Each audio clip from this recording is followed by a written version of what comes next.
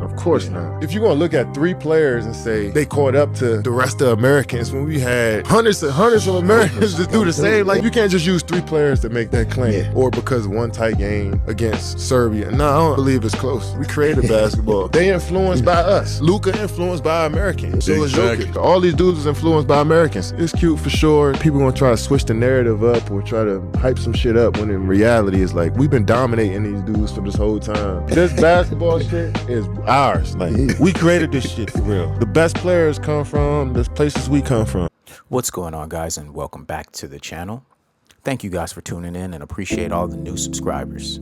So I got a fun topic today. I mean, I won't say it's really fun, but it is a very serious topic, as I just showed you guys a few clips about, Kevin Durant speaking about the new narrative that the Euros are taking over the NBA.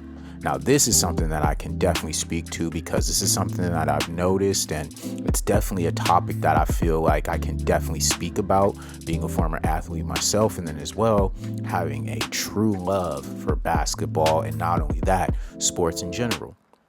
Seeing that we've now started to see the influx, right, of the overt push for European players to replace our Black American superstars.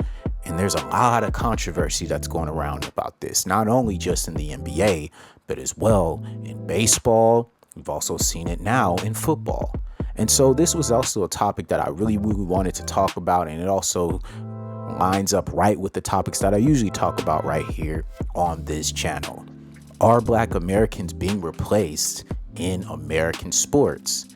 Kevin Durant talks about the fact that basketball was invented right here in the United States of America. And the ones who have benefited the most have been Black American basketball players, baseball players, football players, you name it. We are always the apex when it comes to sports and entertainment right here in the United States of America. So this was a really, really serious topic that I wanted to speak on, and I got some clips for you guys. So we're going to have a real discussion, and we're going to break it down piece by piece. So you guys make sure to stay tuned in, like, share, and subscribe, and we're going to get right into this. So let's talk about it. Players and Americans. Kevin Durant shared his thoughts with our Vincent Goodwill on other countries catching up to Team USA, saying, quote, I just don't like the talk around USA versus European style of how you approach the game. All I hear is AAU is destroying the game. The Euros do it right while the Americans do it wrong. It's a lot of bull with that. I can read between the lines on that. It's a shot at Black Americans. We're controlling the sport. They're tired of us controlling the sport. France is coming for you? Really? We smack them boys. End quote. I love y'all, because y'all are so eloquent and articulate and all of that stuff, and I got it. This is where Stephen A. Smith comes in. And I'll say it for you, because I know how y'all feel. I'm going to say it. KD is 1,000% right. 1,000%. We ain't going to sugarcoat it.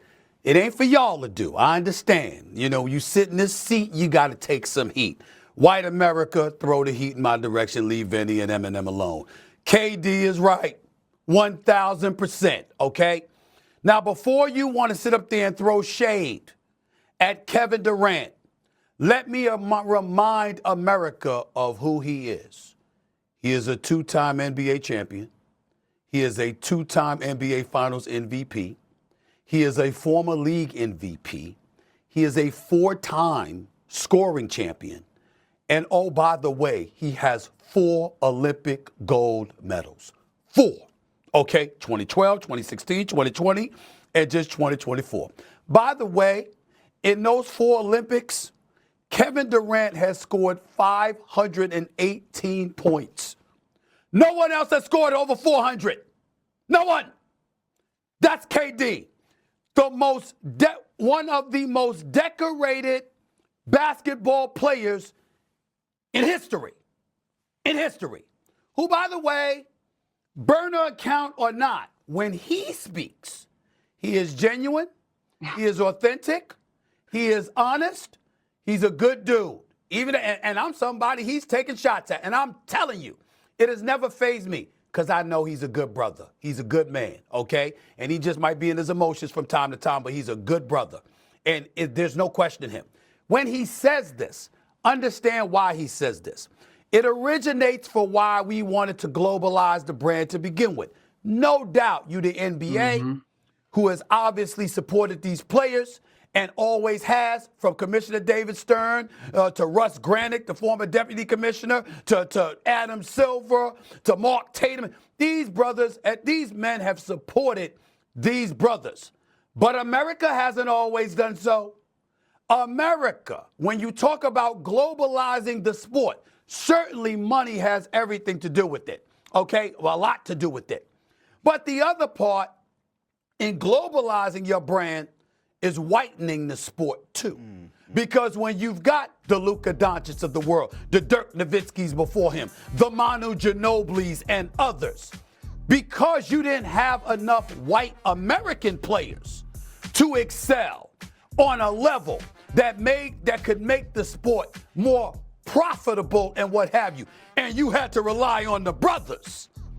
It's why Magic Johnson was so important, because of that magnetic smile that invited you into the living room. But even still, you still paired him with Larry Bird to promote the sport. Michael Jordan came along and took it to another level. Kobe, in his undeniable brilliance and speaking 4 languages fluently and working on a 5th at the time of his passing, Mandarin for Christ. But it's a rarity. And so to globalize the sport, to have guys who were white European superstars is something that the NBA itself might have capitalized off of, lovingly so, because of profitability issues. But America and the world as a whole ingratiated itself with the NBA product, because you saw folks who were white, even though they weren't from America. So the clip I just played was from First Take on ESPN, where they discussed this specific topic and the quote that Kevin Durant went ahead and made on a podcast, where he was making it clear that there is no comparison between Black American players and the rest of the world. The fact that there's this narrative that's being pushed, I love the fact that Stephen A. spoke on that, and the fact that they are trying to whitewash the sport of the NBA and basketball in general, because they want to target that white audience, because the superstars that we currently have, including the top of the sport being Kevin Durant and LeBron James, the white establishment cannot and do not like these brothers. They have a problem with how they conduct their business, and every single comment section, whether it be Kevin Durant or LeBron James, you will see those saltine crackers going ham in the comment sections to no end. And it wasn't just those brothers, it was also Kobe Bryant, who notoriously was the best in the world during his prime. And the fact, I think, that sometimes when you see these Black American players who were dominating the sport for so long, who had such a real pulse, like Stephen A. spoke on, Kobe Bryant was an international superstar, okay? He had a bilingual background. He was very, handsome, very athletic, and extremely passionate about the game. Him, Michael Jordan, these guys took this game to the next level, specifically the NBA. And so I think when you're starting to see now the new dynamics where they are now trying to integrate these new players who are not Black American, there is a 100% correlation to the white community, the white audience, and the fact that there is not a lot of white American superstars anymore. What do? They outsource, just like anything else in this country, right? What a metaphor, right? Where we're talking about Black delineation and the fact that we are different, and the fact that we've been here, and the fact that so many other groups are being used to replace us. These are not just happening within, these diaspora conversations. This is also happening in sports, entertainment, everywhere we look around. Our Black American superstars are having to fight against these narratives that are being spoke about AAU programs, and the fact that Black American basketball is not where it used to be, and blah, blah, blah, blah, blah. I think guys like Kyrieirving, and the way that he's able to bring a certain level of consciousness behind his sport, I think it also kind of is something that they are tired of, right? They're tired of guys like these who have a voice, who have a mind and think for themselves, who are also very, very connected with the knowledge of self as a Black American. We already know that Kyrie specifically was one of the first in the league to speak about the jab. He was also one of the first to acknowledge his Native American roots and heritage. This is something that I truly feel from, an outside perspective. They do not want this to catch on, and they are so tired of us being the center of attention. And so naturally, they'll go out there and they'll try to find different players and try to bring in a lot of these Euros and pass these narratives that American basketball is on its last leg. But in reality, like Kevin Durant spoke on, we smacking them boys. We smacking them boys. And boys don't want no smoke, man. You got guys like Kyrieirving, Kobe Bryant, LeBron James, Kevin Durant, Russell Westbrook, absolutely legendary, historic players, guys who have put it on the line for years, who have taken this game to the next level, and not only that, have made a huge account for what Black American basketball represents and Black American sports in general. And this is not by happenstance. This is a strategic play for them to take away, like Kevin Durant spoke on, Black American control in sports. We've already seen so many different metaphors for this, starting all the way back to guys like Kareem Abdul-Jabbar, who was one of the first to come into the league with leverage, who was one of the first to come into the league with a certain knowledge of self and understanding. And not only that, he stood on principle. And that's the point. That ideology is something that they do not want. And not only that, that doesn't just talk about basketball. That's the entire United States, guys. That's why we have such a problem with immigration right now. That's why we have such a huge conversation about the erasure of Black American history and Black American sports figures. And we're seeing it right here in real time. We don't see a whole lot of American Black players in the major leagues today. Opening day, it was only 6%. Record historical low. How can that get fixed and changed? So there's this thing called travel ball. Travel ball, you guys, was billed as like AAU basketball type of thing. But what you don't understand is it costs a lot of money to play travel ball. You got all the white kids whose parents can't afford it. They're playing travel ball. Yeah. They go get the one brother out the neighborhood who can play, and a lot of times they sponsor him. They build facilities in Venezuela, Puerto Rico, Dominican Republic. They build facilities for underprivileged Latin kids, which is absolutely great that they do. Why can't you do that stateside though? Why can't you put facilities in LA and fund them? Put something in the South. Put something, put them, strategically around the country and provide an avenue for us to play. So the clip I just played for you was from a podcast with Keyshawn Johnson featuring David Justice, the absolute legend, 3-time All-Star, 2-time World Series champion, the NL Rookie of the Year, ALCS MVP, and 2-time Silver Slugger Award winner, and also Braves Hall of Famer, an absolute legend in Major League Baseball, speaking about what has changed in baseball community, because we already know baseball notoriously was a sport that Black Americans dominated and were a huge part of. We had our own Negro leagues, as you all know, and part of that Negro leagues were what was influential in the influx of what modern baseball is today. And the question was, why are not Black American players more involved in the sport? And he spoke about the financials, right? How these systems are set up to where a lot of Black players cannot afford to be a part of these systems. There aren't the same infrastructure like you would see overseas in South America or in different countries of that nature like you would have right here in the United States of America. And like I said, this is all by design, right? The sport being now dominated by white Americans and as well by, unfortunately, Latinos and Hispanics. One part of this is because we already know that Black Americans have dominated for centuries, for generations. Baseball has been one of the major American pastimes that Black Americans have fully been a part of. And so our contributions can never be forgotten. But it is something that I've noticed when it does come to baseball, being a former Little Leaguer myself.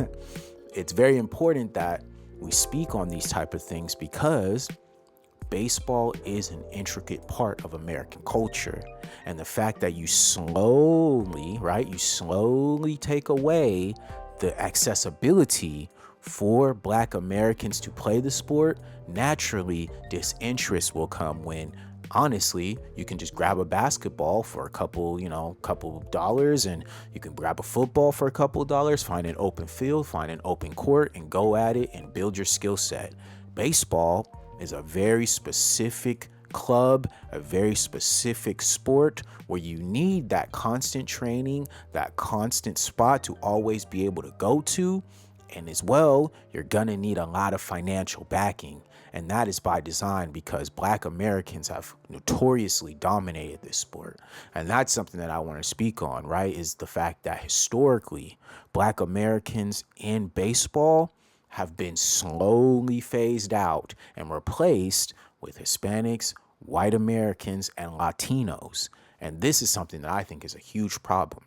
But we got to talk about the history of Black American baseball. So let's talk about it.